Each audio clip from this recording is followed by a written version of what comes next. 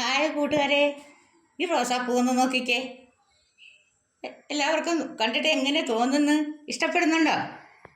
ഇത് നമ്മുടെ വെറുതെ സിമ്പിളായിട്ട് ചെയ്യാൻ പറ്റുന്നതാണ്. നമ്മുടെ ക്രേപ്പ് പേപ്പറാണ്. ക്രേപ്പ് പേപ്പർ ഇതൾ വെട്ടിയെടുത്ത് ഇച്ചിരി വലിയ ഇതളായിട്ട് ഞാൻ വെട്ടിയെടുത്തത്. സാധാരണ ചെറിയ പൂക്കളാണ് ഉണ്ടാക്കുന്നത്. ഇത് കുറച്ച് വലിയ ഇതളും കുറച്ച് ചെറിയ ഇതളും ഉള്ളിൽ വെക്കാൻ കുറച്ച് ചെറിയ ഇതൾ വെട്ടിയിട്ട് അതിൻ്റെ സൈഡ് ഒന്ന് ചുരുക്കി കൊടുത്തതാണ് ഇത് ഉള്ളിലിരിക്കുന്നത്. ഇത് നല്ല വലിയ ഇതൾ വെട്ടിയത് ചുറ്റിനും പിടിപ്പിച്ചിട്ടുണ്ട്. ഇത് നമ്മുടെ ക്രേപ്പ് പേപ്പർ തന്നെ വെട്ടിയാണ്. അതിൽ ചെറിയ ഒരു കമ്പി പോലെ ചുറ്റിയിട്ട് അതിലാണ് ഇല രണ്ടും പിടിപ്പിച്ചിരിക്കുന്നത്.